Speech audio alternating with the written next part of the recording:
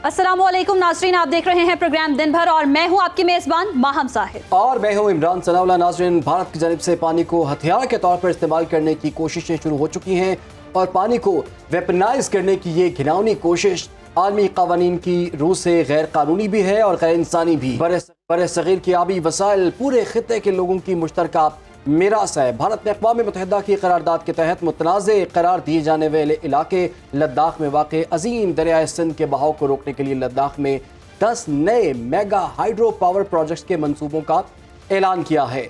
भारत का पाकिस्तान के पानी पर यकतरफा कब्जा और दरियाओं के बहाव में रुकावट पैदा करना न सिर्फ सिंतास मुआहदे की खिलाफ वर्जी है बल्कि अक़वाम मुत्तहिदा के कन्वेंशन 1997 के आर्टिकल 5 और 7 की भी खुल्लम खुल्ला खिलाफ।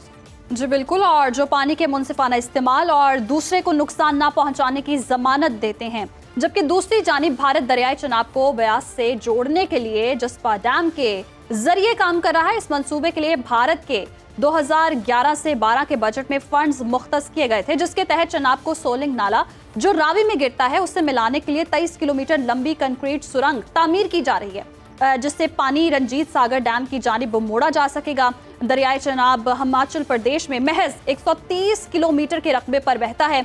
इसके बावजूद हिमाचल प्रदेश में 49 पनबिजली मंसूबे तामीर किए जा रहे हैं, जिन्होंने जनूबी एशिया के आखिरी निस्बतन आज़ाद दरिया को शदीद खतरे में डाल दिया है। भारत पहले ही 9.7 किलोमीटर तवील बागरो नावले सुरंग मुकम्मल कर चुका है, जो मुल्क की सबसे बड़ी आबी सुरंग है, और 12,000 फीट बुलंद पहाड़ों में 14.2 किलोमीटर तवील जोजी लॉस सुरंग भी आखिरी मराहिल में है। ये महारत चनाब को ब्यास और रावी से जोड़ने के लिए इस्तेमाल की जा रही है, जिससे पानी रंजीत सागर डैम की तरफ मोड़ा जा सकेगा, जो 2001 में रावी पर तामीर हुआ था। सवाल ये है कि क्या भारत खित्ते में जंग की बुनियाद रखा रहा है और क्या सिंतास मुआहदे को यकतरफा तौर पर खत्म किया जा सकता है? पाकिस्तान को सफारती महाज पर फौरी और भरपूर रद्देमल देना होगा, क्योंकि दूसरी सूरत में पानी की बंदिश पाकिस्तान के लिए एक्ट ऑफ वॉर समझी जाएगी। और जिसके हवाले से वज़ीर आज़म शहबाज शरीफ बाकायदा बयान भी दे चुके हैं। वज़ीर आज़म ने क्या कहा था, आपको वो दिखाते हैं। Attempt to stop, reduce or divert the flow of water belonging to Pakistan under the Indus Waters Treaty would be responded to with full force and might, and nobody should remain under any kind of false impression and confusion. वज़ीर आज़म शहबाज शरीफ ने जो कहा वो आपने सुना। अब आपको बताएं कि DGISPR का ये कहना था कि भारत पाकिस्तान का पानी रोकने की हिम्मत नहीं कर सकता। पानी रोका तो नताज दहाइयों तक महसूस किए जाएंगे। इसी तमाम तर मौजू पर हमारे साथ बात करने के लिए हमारे गेस्ट भी मौजूद हैं। Air commodore retired Khalid Chishti दिफाई तजियाकार हैं और माहिर आबी उमूर डॉक्टर हसन अब्बास साहब। बहुत शुक्रिया आपके वक्त का। खालिद चिश्ती साहब, आपकी जानिब आऊंगी। जैसे कि भारत जो है अब पानी को हथियार के तौर पर इस्तेमाल कर रहा है और पानी को ही जंगी हिकमत अमली के तौर पर हम देख रहे हैं कि भारत की जानिब से इस्तेमाल किया जा रहा है, तो आप क्या समझते हैं ये मसला कितना संगीन हो सकता है और पाकिस्तान को अब इस पर कितना स्ट्रॉन्ग रद्देमल देने की जरूरत है? देखिए, जैसे आपने दोनों क्लिप्स प्राइम मिनिस्टर का DGISPR का सुनवाया है, इसके अंदर बातें बड़ी क्लियर है और कौम का भी हमारा ये यकीन है कि पानी हमारी लाइफलाइन है। पानी को बंद करने का मतलब है एक एक्ट ऑफ वॉर है, यहाँ भी क्लैरिटी है। जबकि देखिए, मुझे कोई हैरत नहीं हुई है। हिंदुस्तान ने अगर इतनी बड़ी जारहियत बॉर्डर पर कर सकते हैं, हमारे निहत्थे मासूम बच्चों को शहीद कर सकते हैं, हमारी स्कूल की बच्चियों के बस पर हमला हो सकता है, तो पानी तो एक ऐसी चीज है जिसके लिए उनको समझ आती है कि ये एक्ट एथिकल जब नहीं आप बिहेव करते या मोरालिटी के रूल्स नॉर्म्स को नहीं फॉलो करते, तो बुनियादी तौर पर आप फिर किसी भी वैल्यूज को नहीं मानते। ये तो बहुत अच्छा हुआ हुकूमत पाकिस्तान ने और मुसल्लह अफवाज ने ऐलान किया है कि एक्ट ऑफ वॉर है। जाहिर है ये एक्ट ऑफ वॉर है, क्योंकि ये सिर्फ आने वाली नस्लों पे नहीं है, ये हमारे इमीडिएट अगले मौसम की सारी फसलों का भी डिपेंडेंट इसी पानी पर होता है। बट हैविंग सेड दैट, मैं साथ ही एक सांस में ये भी गुजारिश करना चाहूंगा कि हमने कितना सबक सीखा, कितना हिंदुस्तान ने इतना वाटर मैनेजमेंट सीख लिया, इतने ब्रिजेस जो आपने भी इंट्रोडक्शन में बताया कि टनल्स भी खोद रहे हैं, पानी डाइवर्ट भी कर रहे हैं, अपनी फसलों को भी कर रहे हैं। आया हमने कुछ सीखा? आया हम उनको बुरा कहने से जरूर अपने आप को सेटिस्फाइड फील करते हैं? इसलिए हमें खुद भी इससे आगे चलना चाहिए। हम भी मिलियंस ऑफ मीट्रिक टन जो पानी है वो जाया करते हैं। जब फ्लड्स आते हैं, मॉनसून आता है, आधे से ज्यादा मुल्क डूब जाता है, हमने कुछ सीखा, इस पे भी हमें सोचना चाहिए। एक तरफ हम कंडेम करेंगे, नो डाउट अबाउट इट, लेकिन एक आर्गुमेंट, काउंटर आर्गुमेंट हिंदुस्तान भी देगा कि जब वो अपनी पानी ये जाया करते हैं सब गर्मियों में और इतना ज्यादा स्टोरेज नहीं करते हैं, तो हम तो अपने पानी को सही इस्तेमाल करते हैं। तो हमें भी सीखना चाहिए कि प्रायोरिटी में हम यूनिटी रखें, हमारे मुल्क के लिए क्या बेहतर है, और उसकी स्टोरेज के कोई लॉन्ग टर्म प्लानिंग भी हम भी करें। जी बिल्कुल खालिद साहब, ये आपने बड़ा अहम नुक्ता उठाया। यकीनन जो जिम्मेदार अफराद हैं या इदारे हैं वो इस पर सोच भी रहे होंगे, काम भी हो रहा होगा। लेकिन डॉक्टर हसन साहब, आपसे ये मैं पूछना चाह रहा हूँ, जब से सिंतास माहिदा मुअत्तल हुआ था भारत की जानिब से, उस वक्त हमारे बड़े आबी माहिरीन ये बात कह रहे थे कि वो तो ये पानी रोक ही नहीं सकता, भारत के पास तो एक कैपेसिटी मौजूद ही नहीं है। आज जब कुछ डिटेल सामने आ रही हैं कि लद्दाख में उन्होंने 10 नए मेगा हाइड्रो पावर प्रोजेक्ट्स का बनाने का भी ऐलान कर दिया है, कुछ मजीद प्रोजेक्ट्स उनके चल भी रहे हैं, कुछ डैम्स भी वो बना रहे हैं, तो ये सब चीज़ें क्या हैं? क्या भारत के पास ये कैपेसिटी मौजूद है? और अगर इस ये जो मुआहिदा है, सिंतास मुआहिदा, इसकी खिलाफ वर्जी होती, जो कि हो भी रही है, पाकिस्तान उससे कितना इफेक्ट होगा? जी, ये बड़ा आपने अच्छा नुक्ता उठाया है। पहली बात तो ये है कि जो सिंतास मुआहिदा जब हुआ था तो भारत को इजाज़त मिली थी कि वो आपके वेस्टर्न रिवर्स में से 7% पानी निकाल सकता है, ठीक है। और अब 65 साल गुजर गए और 65 साल में वो 7% पानी नहीं निकाल सका। तो अब ये जो गीदड़ बब्बियां हमें दी जा रही हैं कि जी इधर से टनल बन जाएगी, उधर से मंसूबे बन गए हैं, ये सारी कागजी कार्रवाइयां हैं। ये it is easier said than done. ये लद्दाख के पास आप जाके देखें, वो ऐसी जगह है जहाँ पे साल में तकरीबन 7 महीने ऐसे होते हैं जिसमें डीजल जो है गाड़ियों के इंजन में फ्रीज हो जाता है। उधर ये कह रहे हैं कि हम 7 के पता नहीं 10 डैम बनाने जा रहे हैं। भाई बनाएं, जाके देख लें अगर बनते हैं तो। जो मुल्क 65 साल में 7% पानी जो उनके हिस्से का था वेस्टर्न रिवर्स में से नहीं निकाल सका, हमें उनकी गीदड़ बब्बियों में आने की कतअन कोई जरूरत नहीं है। ये बिल्कुल गीदड़ बब्बियां है, हमें इससे बिल्कुल डरने की जरूरत नहीं है। ये इसी तरह की एक गीदड़ बब्बियां, जैसे उन्होंने कहा कि जी हम रफाइल तैयारे ले आए हैं, तो रफाइल तैयारे लाने के बाद आपने जनाब वो डराना शुरू कर दिया कि जब रफाइल आ गया तो आपको तहस नहस कर देंगे। 3 रफाइल इधर आए, नीचे गिरे, फारिग हो गए। जिस तरह से वो गीदड़ बब्बियां इनकी खत्म हुई है, इसी तरह से ये भी खत्म हो जाएगी।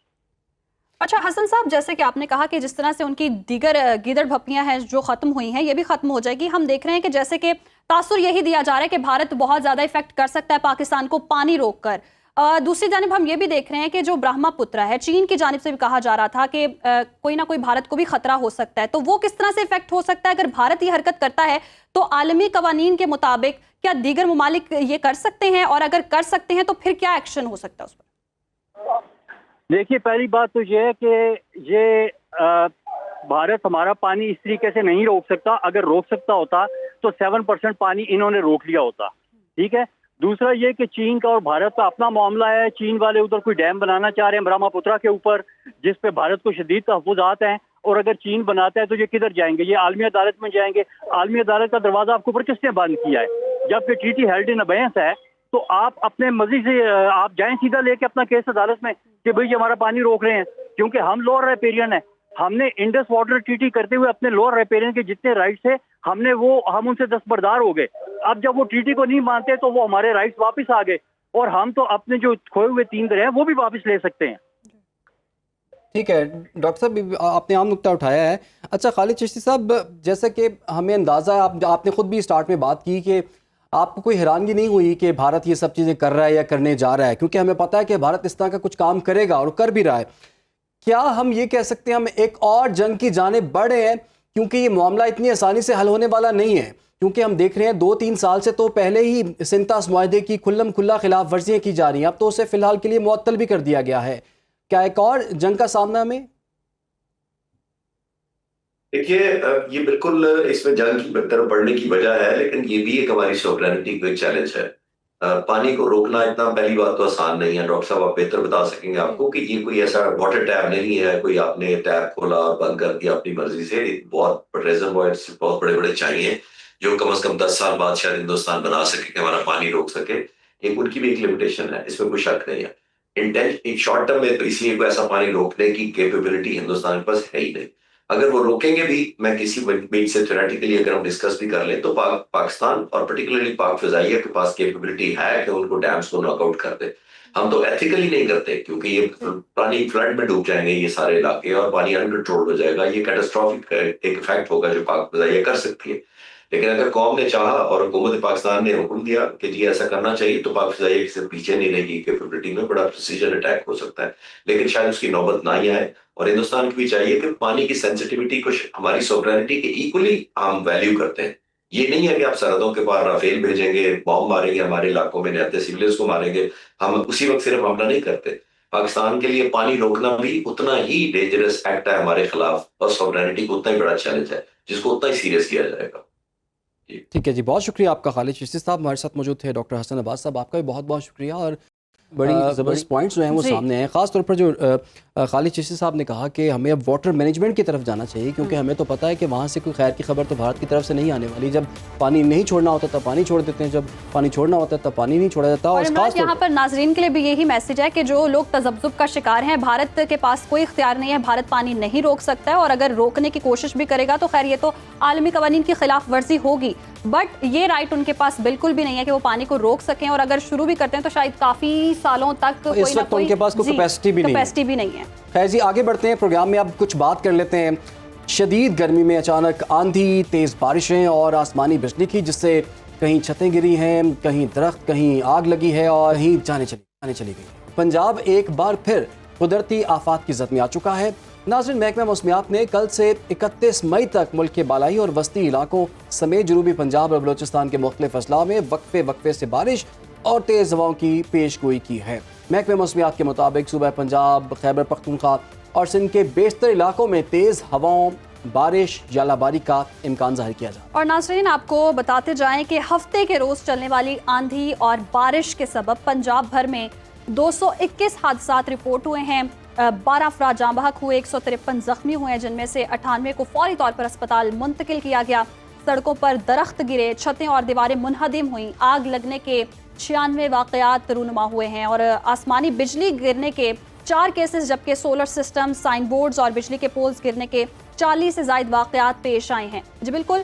और इसके साथ साथ ये भी इंकशाफ हुआ है कि पंजाब में आंधी और तूफान के नतीजे में होने वाले 80% नुकसानात की वजह घरों और छतों पर नस्ब सोलर पैनल लगे हुए थे। बिल्कुल। और ये सवाल अब तमाम शिद्दत इख्तियार करता जा रहा है, क्या नाक़िस इंस्टॉलेशन और गैर महफूज सोलर सिस्टम शहरियों के लिए ख़तरा बनते जा रहे हैं?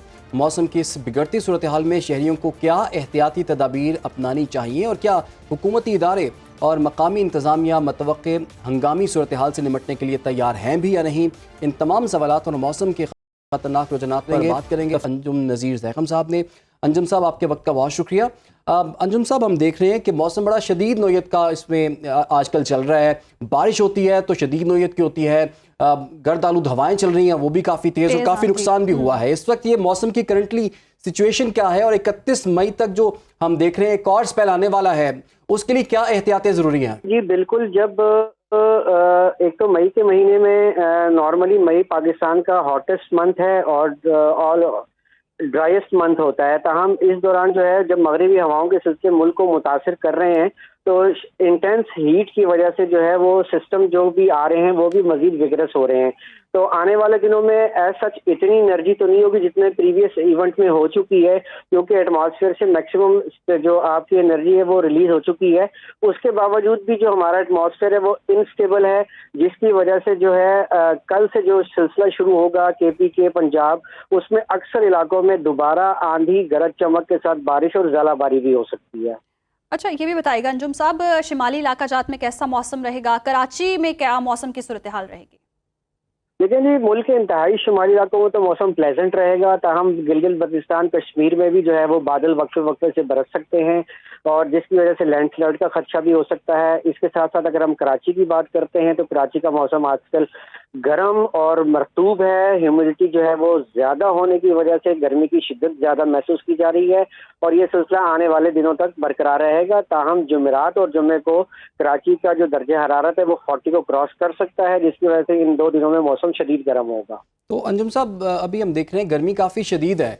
आने वाले दिनों में कुछ चांसेस हैं कि गर्मी की शिद्दत में कुछ कमी हो?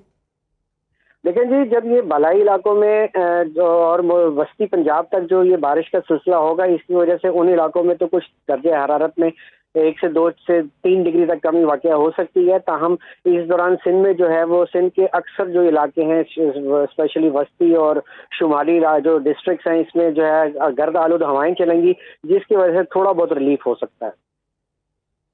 ठीक है, अंजुम नज़ीर ज़ैगम साहब, आपका बहुत बहुत शुक्रिया, आपने आगाह किया। और ख़ास तौर पर वहाँ अभी जो रिसेंट एक जो तूफ़ान आया है बाकायदा तौर पर, जिसमें दिन के वक्त रात का समा हमने देखा है, और जितना ज़्यादा लोगों का नुकसान हुआ है, बहुत सी कीमती जानें चली गई हैं, लोगों की गाड़ियाँ तबाह हो गई हैं, बहुत तबाह, सोलर पैनल्स खास तौर पर जो छतों पर लगे हुए थे उनका बहुत ज़्यादा नुकसान हुआ है। अभी हम देख रहे हैं कि 2-3 रोज़ के बाद दोबारा से बारिशें जो हैं वो शुरू होंगी। और ऐसे मौसम में आवाम को भी चाहिए एहतियात करें, गैर ज़रूरी सफ़र से गुरेज करें और बाहर ना निकलें जब इस तरह का मौसम हो। अभी एक ब्रेक लेंगे, जिसके बाद नाज़रीन बात करेंगे पाकिस्तान की मईशत पर जो एक नया रुख लेने जा रही है, एक ऐसी समत जिसका ताल्लुक डिजिटल वर्ल्ड, ब्लॉकचेन और आर्टिफिशियल इंटेलिजेंस से है। तो stay with us. Welcome back नाज़रीन, बात करते हैं बिटकॉइन माइनिंग और AI डेटा सेंटर से मुतालिक एक अहम पेशरफ्त पर। हुकूमत ने बिटकॉइन माइनिंग और AI डेटा सेंटर्स की तरक्की और फ़रोग के लिए 2000 मेगावाट बिजली मुख्तस करने का ऐलान किया है। वज़ारत ख़जाना से जारी बयान के मुताबिक मंसूबे का मकसद इजाफी बिजली को मुनाफा बख्श बनाना है, हाई टेक मुलाजमतें पैदा करना है, अरबों डॉलर की गैर मुल्की सरमायाकारी को मुतवज्जे करना और हुकूमती आमदन में नुमाया इजाफा करना है। वज़ीर ख़जाना मोहम्मद औरंगज़ेब ने कहा है कि ये स्ट्रेटेजिक इक़दाम पाकिस्तान की डिजिटल तब्दीली के सफ़र में न सिर्फ अहम पेशरफ्त साबित होगा, बल्कि इजाफी तवानाई को जिद्दत, सरमायाकारी और बैनुल-अक़वामी आमदनी में बदल कर इक़्तिसादी सलाहियतों से भरपूर इस्तिफ़ादे का बाइस भी बनेगा। लेकिन इससे पहले एक आम नाज़िर के जहन में सवाल ये है कि बिटकॉइन क्या है। बिटकॉइन दरअसल एक डिजिटल करेंसी है जिसे किसी बैंक, हुकूमत या मुल्क की ज़मानत हासिल नहीं। ये क्रिप्टो करेंसी कहलाती है जो ब्लॉकचेन नामी महफूज डिजिटल निज़ाम पर काम करती है। इसमें लेन देन मुकम्मल तौर पर ऑनलाइन और शफाफ होता है और इसे कोई एक फरीक कंट्रोल नहीं करता, जबकि बिटकॉइन माइनिंग दरअसल एक पेचीदा कंप्यूटेशन अमल है और जिसमें ताकतवर कंप्यूटर्स रियाजियाती मसाइल हल करके बिटकॉइन ट्रांजैक्शंस की तस्दीक करते हैं। यकीनन आपको भी ये बातें बहुत पेचीदा लग रही होंगी, तो इसका हल हमने तलाश किया। इस वक्त मौजूद हैं माहिर क्रिप्टो करेंसी असबर अली साहब। असबर साहब, आपके वक्त का बहुत शुक्रिया। यकीनन ये एक आम आदमी के लिए बहुत एक कॉम्प्लेक्स चीज़ है, ज़रा सादा अल्फाज में अगर आप समझा पाएँ ये बिटकॉइन है क्या, ये काम कैसे करती है और बिजली का इसमें कितना अमल दखल होता है? जी, first of all thank you very much. और आज का सवाल जो है हमारा बहुत बड़ा है। बिटकॉइन अगर कम टाइम में मैं इसे समझा सकूं तो बेसिकली बिटकॉइन का नाम जो कि हमने पिछले कुछ सालों में सुना और अब जो है वो बहुत ज़्यादा हाइप पकड़ गया, ये बिल्कुल ऐसा ही है जैसा कि आप नॉर्मल करेंसी जो कि इंटरनेशनल हो सकती है, रुपीज़ हो सकती है, डॉलर हो सकती है, सेम उस तरह की करेंसी है। सिर्फ इसमें फ़र्क ये है कि ये एक डिजिटल करेंसी है। मतलब अगर आप एक पेपर के नोट को फ़ील कर सकते हैं तो उसको आप फ़ील नहीं कर सकते। उसके अलावा ये तमाम वो काम करती है जो कि एक नॉर्मल कोई भी करेंसी किसी भी शक्ल में हो, दुनिया के किसी मुल्क की हो, वो उस तरह से काम करती है। ये इसका फ़र्क अब दुनिया को समझ आ रहा है क्योंकि ये आम करेंसी के मुकाबले में बहुत ज़्यादा सिक्योर है, क्योंकि ये डिजिटली है।